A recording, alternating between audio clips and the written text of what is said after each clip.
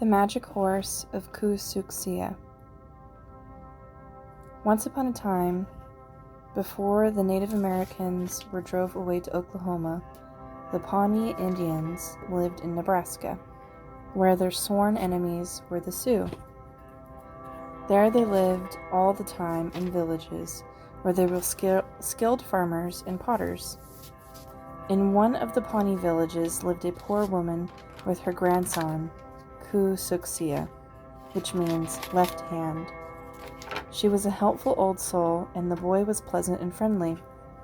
Yet the two of them were not well thought of in the village. For while there was no shame in being poor, there was no glory either. And they had practically nothing. No horses, no cattle, nothing worth mentioning at all. Their clothes were clean enough, but much patched. When Ku-Suk-Seia's father had died in a hunting accident, he had no fine headdresses to leave his son. Even their tent was small and badly placed, and when Hotaru, the storm god, swept over the prairie, the modest shelter shivered on its poles as if it might collapse at any moment. As soon as the bison began to move in the autumn, the Pawnees went hunting. For the northern winter would be long and bitter, and before it came, they must have enough dried fish, pemmican, and bison skins to see them safely through till spring. So when the chief gave the order to set off, the Pawnees gathered together their tents and everything they needed for their journey. Even the old woman and her grandson tied up their few belongings, and they had neither a mount nor a beast of burden, so they loaded their baggage on their own shoulders and trotted after the long caravan of people.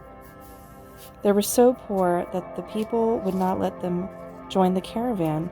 Instead, they trudged miserably along a little way. Humans can be very cruel, and the contempt of their people weighed heavier on the couple than the burdens on their shoulders. The Great Spirit couldn't be very kindly disposed to them if he let them suffer so. One fine morning, the rest of the group left the campsite before the poor couple had gathered their belongings together. The old woman and her grandson were nearly dying of hunger, so they searched through the site looking for cast-off food. At that moment, a broken-down old bay horse slipped into the stockade on the same errand. Catching sight of them, the old nag breathed in sharply and snorted. But then he walked up to them and made friends, for the poor soon recognized the poor. "Poor animal," said Ku-Suk-Seia. "I expect his owner got rid of him once he wasn't fit for work." The poor creature was half blind, deaf, and lame. His rims stuck out under his dull-stained coat, which was covered with sores. "What a pitiful sight," thought the grandmother to herself. "The poor creature is as useless as I am." But the animal would not stray more than an inch from her side. "Son of my son," she confided at last to her grandson, "we are going to keep this old nag and feed it. With two of us already starving, a third poor wretch won't make much difference." Ku-Suk-Seia and his grandmother began to load their baggage onto their shoulders. But the horse knelt down and began to whinny. "Just look at that," laughed the boy. "I think he wants to make himself useful, the brave animal." So he put the baggage on the horse's back, and the beast followed them at a gentle trot, limping all the time. The rest of the tribe had disappeared long ago, but the grandmother knew the way of old. That evening they reached the bend of North Platte, where the water spirit Chahuru had hurled an enormous boulder into the river. Every year the Pawnees set up their main camp before scattering across the prairie. The bison rarely strayed from their ancient trail, and so the migrating herds almost always passed through the North Platte. The rest of the Pawnees had set up camp on the riverbank earlier. Scouts had been sent out ahead, and in the evening they returned. "There is a big herd of bison moving westward," they reported, "and a white female is close behind the leader of the herd." This was exciting news. The skin of a white bison was the most precious thing an Indian of the prairies could imagine. White bison were very rare, and no Pawnee had ever been known to fell one. The chief of the Pawnees prayed a long prayer, calling on the helpful spirit Awak-Hakshu, and beginning all of the other good spirits to come to his aid. "He who brings me the white skin shall have the hand of my daughter," he promised his people. Now the chief's daughter was the prettiest girl in the tribe, and all of the braves wanted to win her hand. Next morning, when the sun rose behind the boulders of Hotaru, the hunters scattered far and wide over the prairie to hunt the white female. Ku-Suk-Seia too mounted his skinny horse, but the warriors mocked him. "Just look at this hot-headed steed, everyone," they jeered. "Which is carrying which, the horse or the rider?" And they elbowed each other in the ribs, laughing fit to burst. Their jeers cut Ku-Suk-Seia to the quick, but he did not show it. He lagged behind, partially to escape the others' taunts, but partially because the old mount could go no faster. All alone they sauntered along through the high grasses of the prairie. Suddenly, the horse began to talk. "Take me to the little valley," he said. Ku-Suk-Seia was startled, but he obeyed. A talking horse was certainly out of the ordinary, but who knew what the Great Spirit might have in store? Soon they came to a stream. "Cover me with mud," the horse ordered his rider. "Not a tuft of hair must show, or the spell won't work."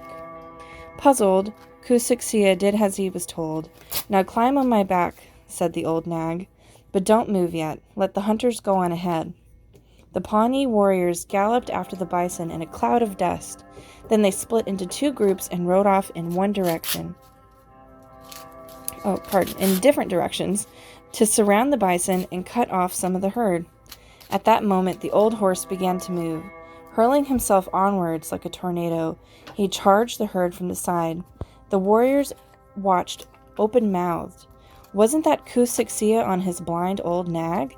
What magic made it gallop fast as a prairie fire? The horse forced its way straight to the white female. Ku-Suk-Seia's spear shone in the morning light. He took aim calmly and hurled it with all of his strength. The white bison sank to the ground as if struck by lightning, and the horse gave a whinny of victory. Ku-Suk-Seia jumped down and dismembered the dead animal, while the rest of the herd fled in all directions. He loaded the meat onto his mount, wrapped himself in the white skin, and rode back to the camp. The news of his triumph had reached ahead of him, and the chief was waiting in front of the main teepee. "Awahoshu was with you," said Chief kindly. "The spirit brought you luck, or you would have never felled the white bison. Give me the skin." "All in good time," replied Ku-Suk-Seia. "First I must go to my grandmother, for she is hungry." It was not a wise thing to say to the chief, and an angry gaze followed him as he rode over to his teepee. He unloaded the meat himself, though that was usually a squaw's work. A miracle," cried his grandmother, clasping her hands. Huraru, the earth spirit, must have been with you, my brave boy. Now we shan't be hungry any more." "Cook us some meat, grandmother," said Ku-Suk-Seia, "while I give this horse water and something to eat, for a rider must see to his mount before he thinks of himself." The horse gave a whinny of contentment. When it had eaten its fill and watched Ku-Suk-Seia and his grandmother feast on bison meat, before he went to bed, Ku-Suk-Seia walked over and stroked his mount. "Tomorrow at sunrise, the Sioux will attack the camp," said the horse. "Ride me right into the enemy, have no fear, but kill the Sioux chief and hurl yourself at the enemy 3 times. Nothing can hurt you, but after that, turn back, or none of us will die." Everything happened just as the horse said. At the first glimmer of dawn, the Sioux war cry rang out. An army of braves had surrounded the Pawnee camp. The boy mounted his horse and rode fearlessly into the enemy ranks.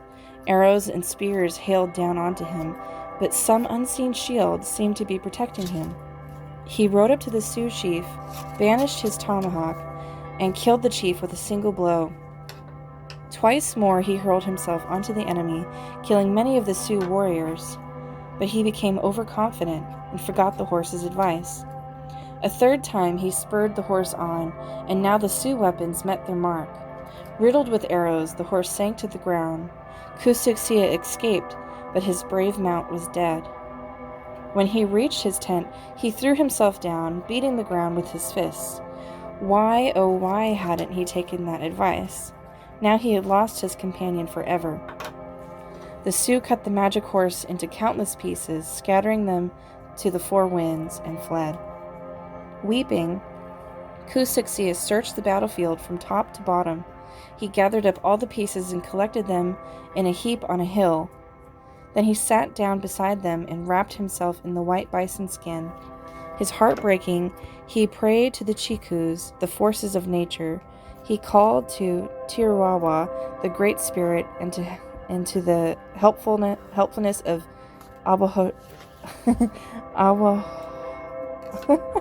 Awahakshu. He cried to Shakuru, the sun god, and Huraru, the earth spirit, and to Utihiata, the harvest goddess, on whose fruits his horse had fed. He prayed to the wind god Hotaru and the water spirit Jaharu. Suddenly the sky darkened, lightning flashed across the clouds, and thunder rumbled. Huge water spouts gushed out across the prairie, the river rose, and the great storm raged. Volleys of hailstones came crashing down. It even snowed, something unheard of at that time of the year. For 3 days and 3 nights, Ku-Suk-Seia sat there under the skin of the white bison. Then at the last veil of blackness was torn apart, and darkness gave way to broad daylight.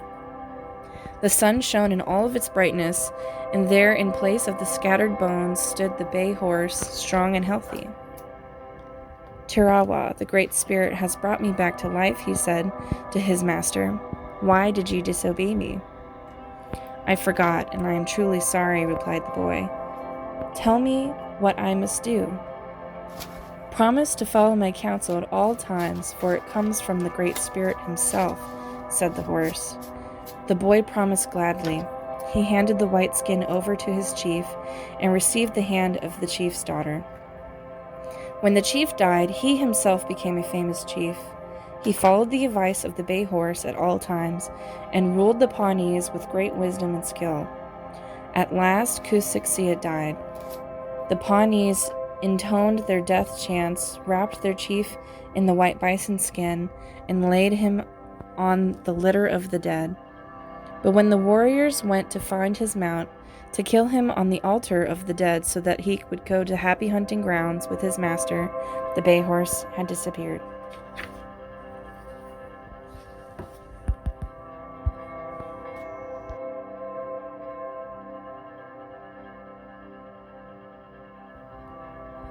I was talking about what I think the moral of the story of this one is, and my mom says, who is also very wise, she says that the moral of the story, an interpretation of what the moral of the story would be, to follow the guidance of wisdom and to not let ego take control, because sometimes what is done cannot be undone. What do you think the moral of the story is? I think that's a pretty good one.